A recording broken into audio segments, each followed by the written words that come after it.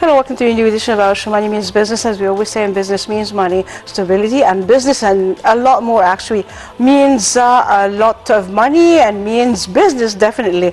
Well, there are situations that the world has been put in, the world at large, the global village, and that's being subject to the COVID-19, infections everywhere, and that was really had a very bad effect on the economies worldwide.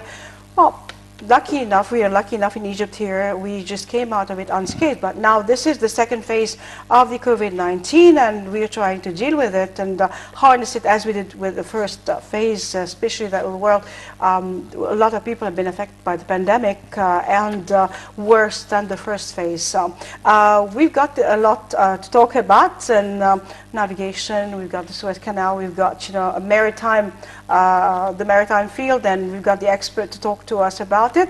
And we've got with us our guest, Mr. Engineer Shireen Nagar, actually, who is a member of the International Chamber of Navigation. Thank you for being with us, and it's been a long time, actually. It's been a pleasure. It's my pleasure. Thank you very much. It's always a pleasure having you. Well, we'll go for a short break, after which we'll be coming back and starting our talk. Stay tuned to us. Don't go away.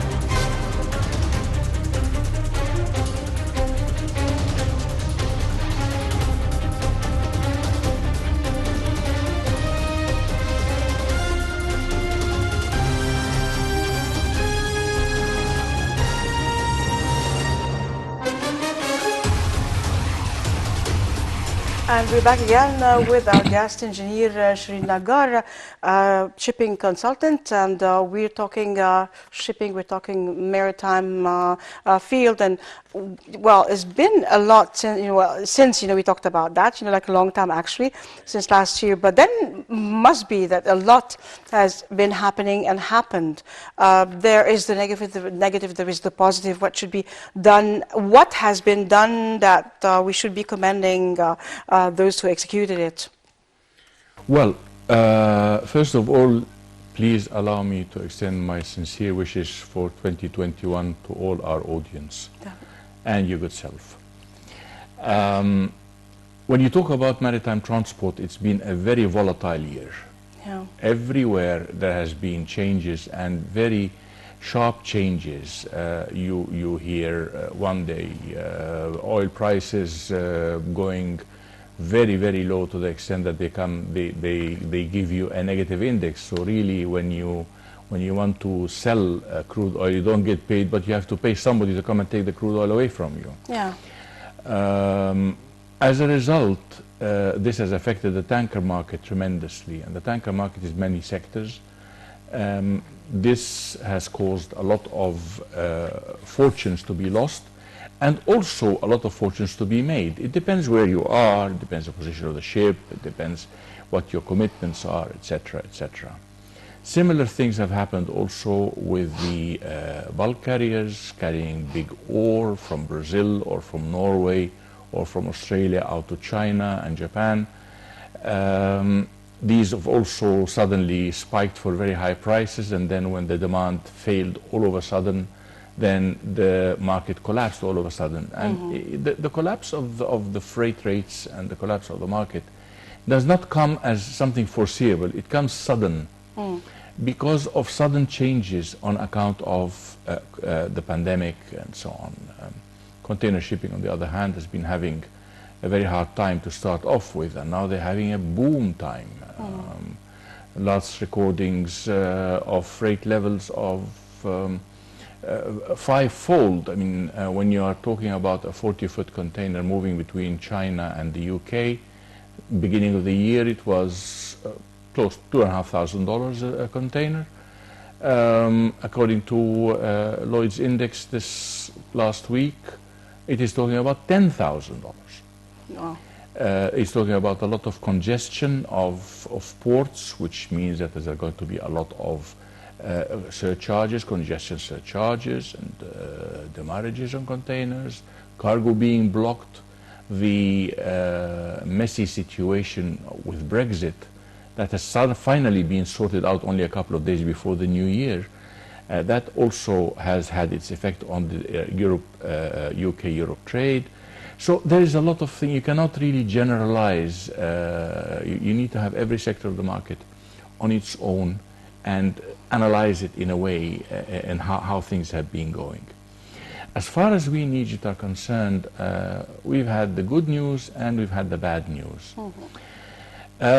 The bad news is that somebody who I would create as has not really been considerate to the trade has decided to revise the Customs Act. The Customs Act has been there for a while.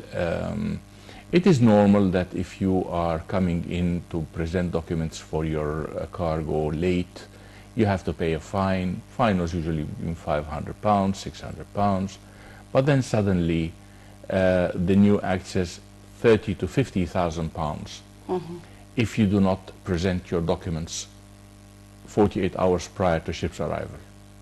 This immediately cripples all trading with Saudi Arabia, with Jordan, with Lebanon, with Turkey, parts of Turkey that is, with Greece, with Cyprus, all the East Mediterranean, simply because the sea passage takes 36 hours at the most. So how can I present cargo documents? Can I present documents for cargo that has not been shipped? How can I present shipping documents before the cargo has been shipped? If I don't, I get fined 30 to 50,000 pounds per, they call it manifest alteration fee. Now, this is something very serious because at the end of the day, okay, fine, if the government says this is how you do it and this is the way it is, and without argument, without discussion, you must pay the amount. All right, fine, I will pay the amount, I'll charge it to my customer, and the customer will come up and charge this billet on his pricing. When he's pricing his goods, at the end of the day, he's saying, okay, fine, say a bottle of oil is costing me £5 and I want to sell it for £7. No, I'm selling it for £10. Okay. At the end of the day, it's the man on the street, it's the ultimate consumer who is Who's going to be suffering paying from for that. Exactly. And you're talking about some commodities which are very vital and very serious in their effect on the less privileged people, let's call it this way. People who are very limited in their resources, people who are very poor, people who barely keep the nose above the water. That is the bad side, that's the bad news, amongst many others. It is very unfortunate that we need to do a lot of changing to the structure of the maritime transport sector in Egypt. Unfortunately, a lot of people consider, and I agree with that saying, that the maritime transport sector in Egypt is an orphan. And an orphan who is also homeless, although he has a home in the Ministry of Transport. But I mean, this is not to undermine the Ministry of Transport in any way, quite to the contrary. The poor man is, I don't know how he sleeps. He's handling roads, he's handling railways, undergrounds, everything is, and these things are very heavy burdens. The minute, if a train gets delayed, and somebody goes on YouTube or on any social media and starts talking to a few people They who are start a bit firing, different, they start firing, and then suddenly, okay, fine, go on, you must hang the Minister of Transport. Well, the Minister of Transport probably has no idea. If somebody goes in the wrong direction or goes goes against the traffic and is hit by a train, then the Minister of Transport needs to be hanged for this because he's the one responsible. I mean, there's a lot of things which really need to be more looked at. And the Minister of Transport as such is only a human being. And doesn't matter how many hours the day consumes, it's only 24 hours. And he can only do that much of capacity. His teams are working, yes, fine, but even that, the burden is very high because these sectors of the transport side have been neglected for decades. Yeah. And nowadays they are pouring money to try and bring it up to standard. And that is why we must say, no, we support the Minister of Transport 100%. We bow to his efforts and his achievements in such a short period he has been in. And at the same time, we have every consideration for the problems and for the obstacles that he is facing every minute of the day. I'm not going to say every day, but every minute of the day. At the same time, I would say, as somebody irresponsible or somebody has been in the career of shipping and ports, well, ships and ports are not really, they need to be handled differently. We need to have a more independent unit for the ships and ports. We need to have more international exposure. We need to get better organization, structure organization between the governments. I mean, to give you an example, the Ministry of Public Sector is owning all the companies that are in service, like container terminals, stevedoring companies, supply companies, etc. These companies directly affect the maritime transport sector, but they then belong to another minister. And when you come to talk to a minister or an official about, well, look, the container terminal is not doing the job the way they should be doing it. They are overcharging me, they are this, they are that, and that. I mean, I'm just quoting an example. It doesn't have to necessarily to be that. But when you say that, the next thing you will say, but sorry, I'm not the minister concerned. Go and speak to the Minister of Public Sector. Minister of Public Sector says, well, you know, I've got a target. I need to achieve my target. But then this is where we all go wrong, you see, because we need to integrate those two together.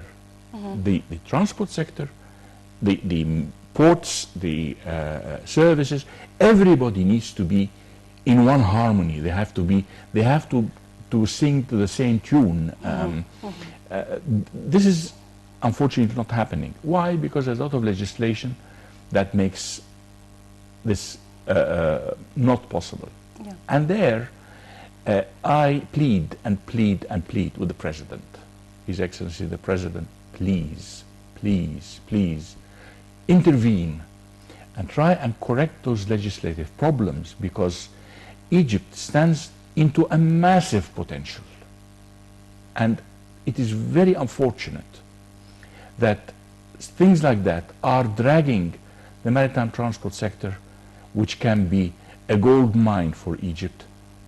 It is dragging it all the way down, and it's dragging it down to a ridiculous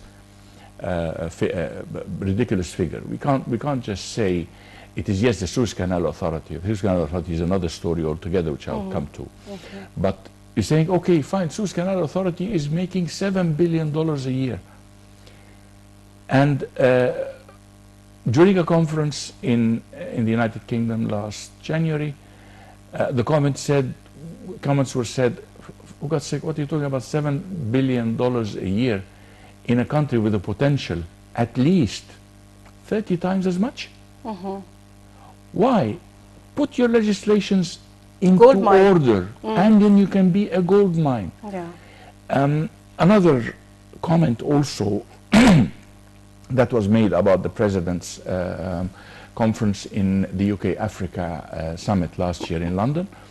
It was said that the Egyptian President is hoping to build up a maritime center in the Suez Canal area to such a massive, to become something recognizable in this world. Yeah.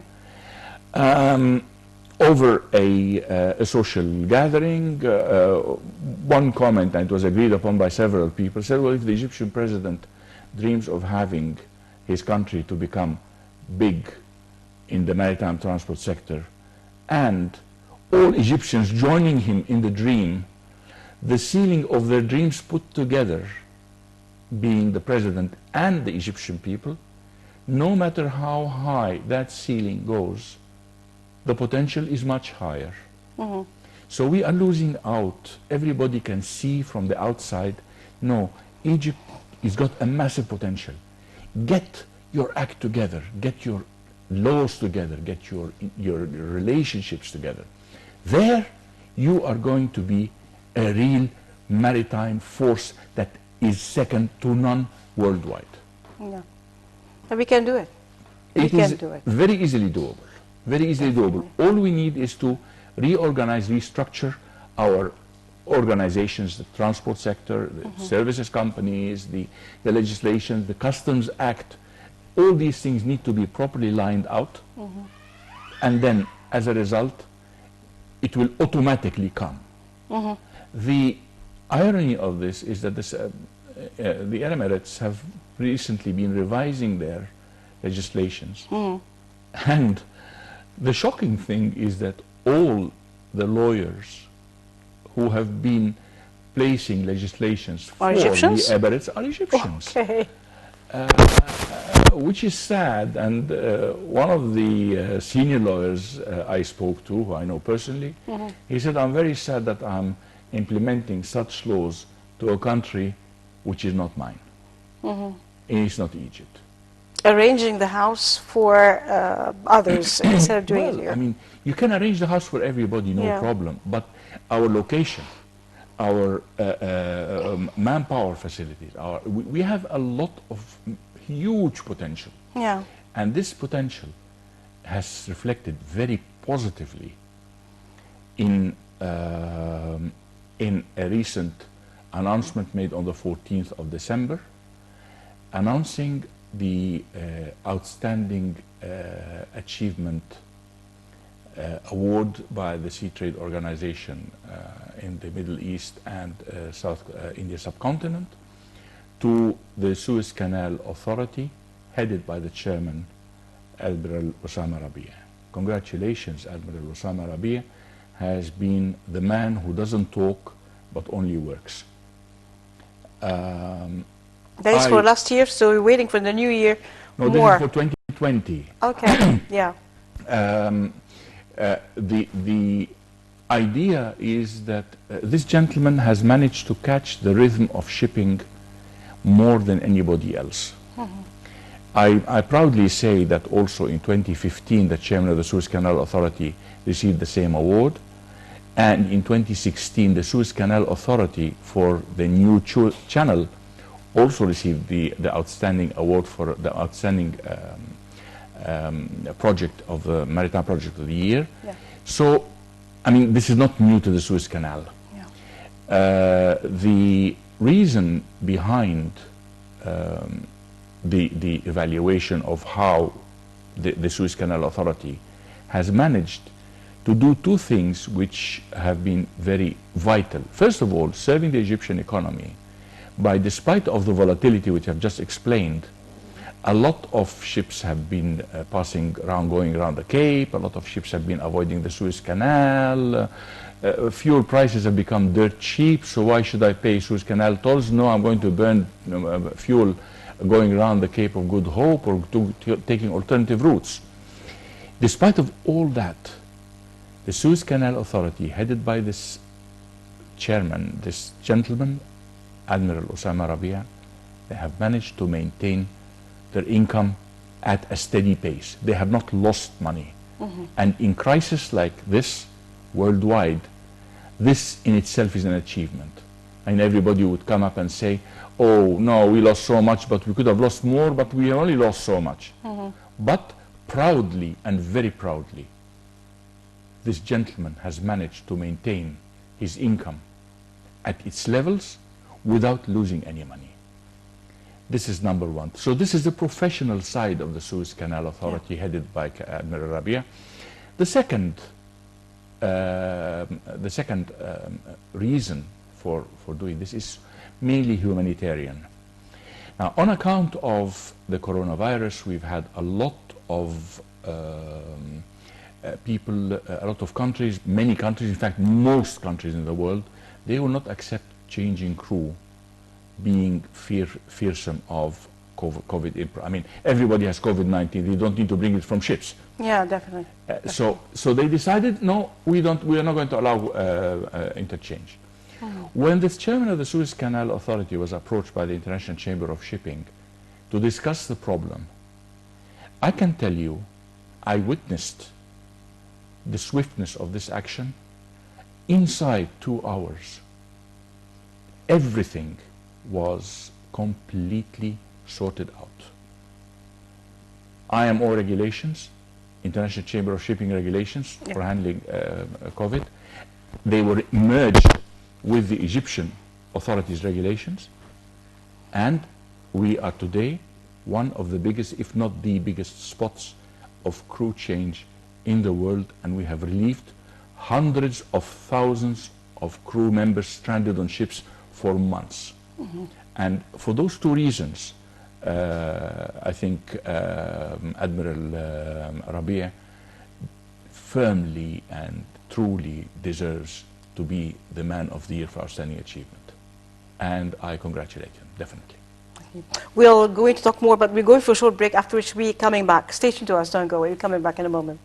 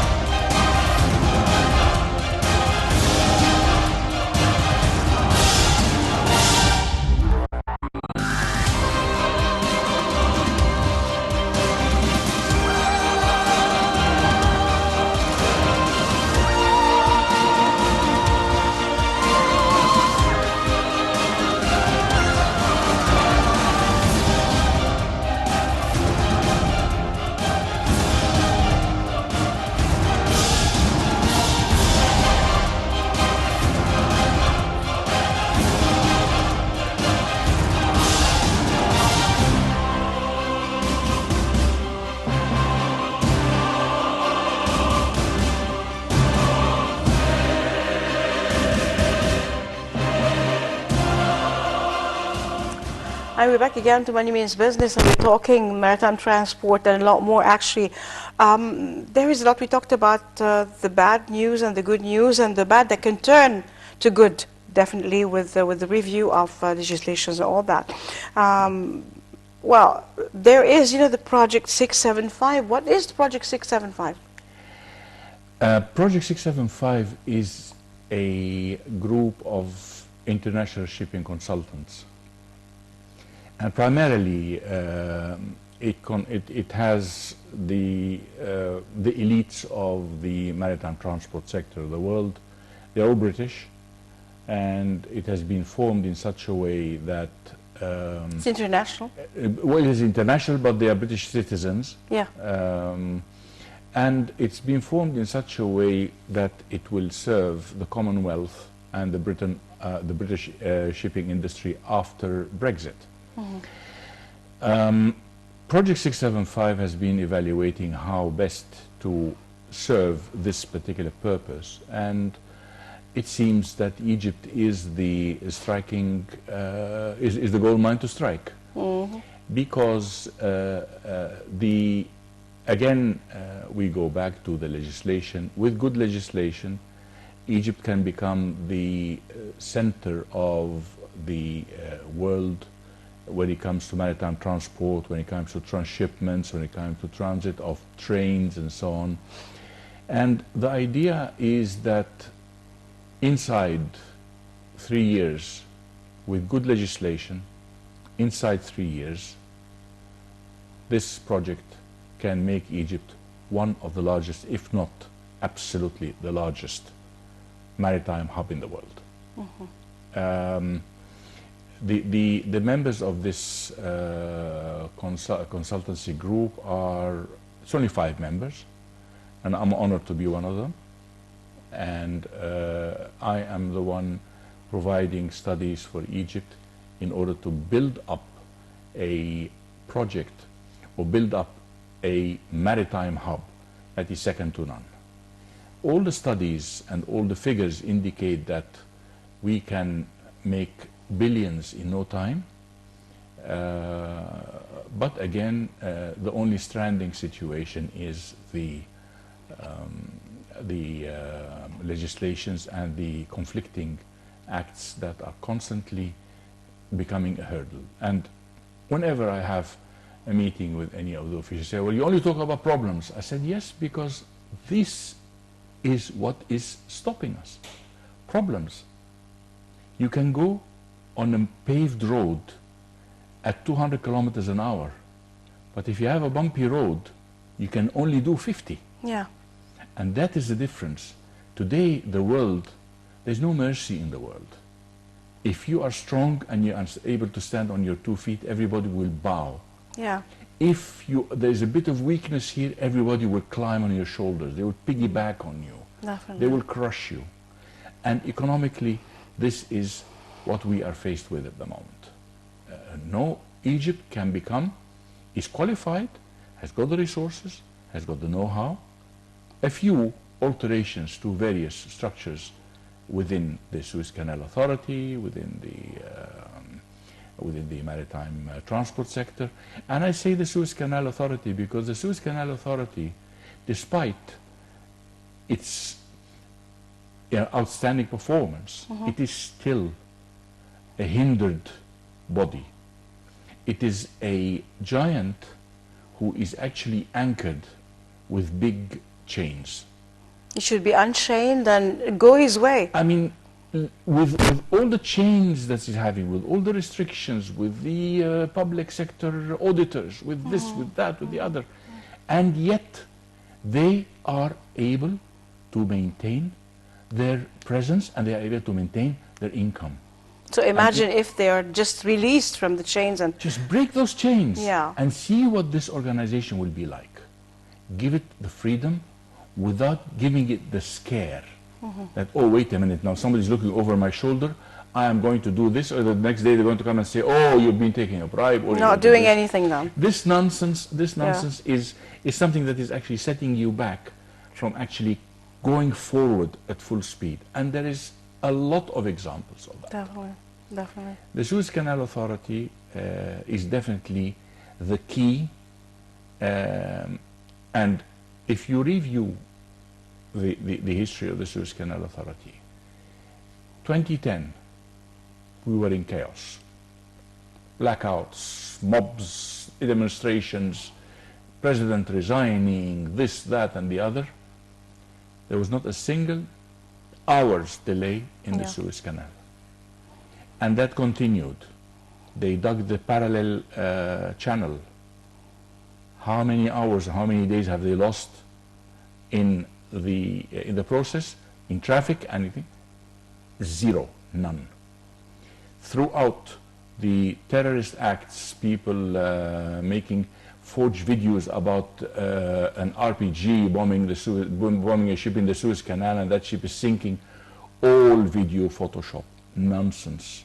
The Suez Canal has been maintaining its traffic, it's been maintaining its income throughout the very serious crisis that could have brought the country, may God forbid, could have brought the country down. Yet the Suez Canal Authority and the Suez Canal as an organization was running like this, no hindrance whatsoever. Yeah. And this is because of experience. The Suez Canal Authority has got a lot of very experienced people. And the nice thing about the Suez Canal Authority is that the generations hand over their experience to their next generations, to the successors.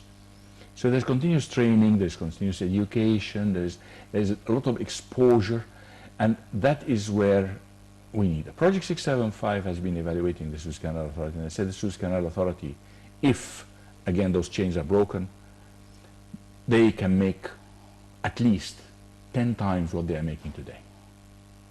On services, on this... Just money coming in during this time, it's really great. Exactly, exactly. The same thing with the maritime transport sector.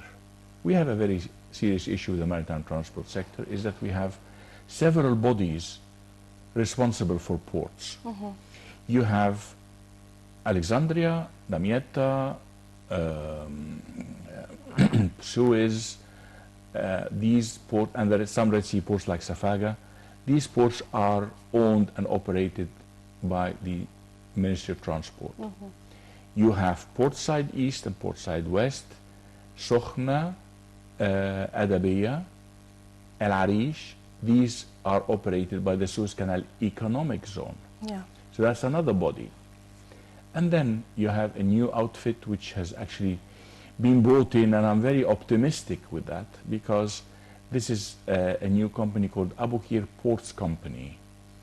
And they are, I think they have found, or they have taken the track that it is a naval company where it operates Abu Qir, it operates a port called Gargoub, it operates various other small ports. But when you go to ports like this, you see what discipline is all about. Because these people, again, they are military, they have been given instructions to follow, and they are strict and they are disciplined to follow them. Yeah. This, I can see, is a benefit to the Egyptian economy generally, because after all, this is part of the Egyptian economy. I mean, to call it whatever you may, it is still the Egyptian economy, Definitely. be it military or be it Suez Canal or be it whatever. At the end of the day, it's a one pot.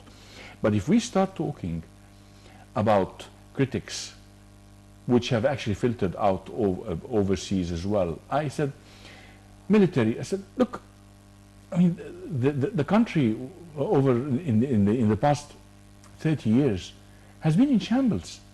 You never know who was really running the country. And when, after the revolution, the worst of characters, the worst of manners, the worst of everything came to the surface, the only disciplined organization was the military. Definitely. And in order to bring back law and order Yeah. back in and bring in discipline, you must have a company or you must have an organization that will give discipline. And that is discipline, then will give discipline, definitely. One discipline, and you know, be disciplined, and then you'll see what will happen. Yeah. And you know, it is already showing, and it has been very, very openly mentioned in many occasions that this is a transition period after which time all these companies and all these structures are going to go on the stock exchange. They're going to go for IPO. So this is a transition period, but it is essential, because without discipline, we will get nowhere. Yes, definitely.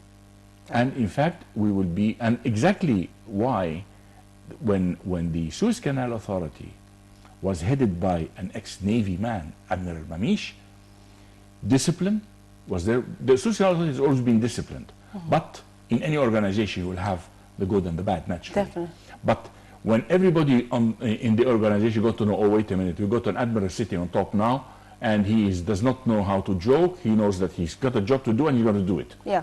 And we're going to do it whichever way he says, and that's the end of the story. This has followed, and now you see Suez Canal is very disciplined, and the results are reflecting. We do have 2 minutes to go, so how do you see, you know, like all the situation in the maritime transport right now, especially that we're still facing the dangers of the COVID-19? Well, I see Egypt qualifying as a very strong hub in the years to come, and being a major hub in the maritime transport worldwide. And I am optimistic that my plea to the President will be heard or relayed, so that an organization, he will help, because he's the only person authorized to remove all these obstacles.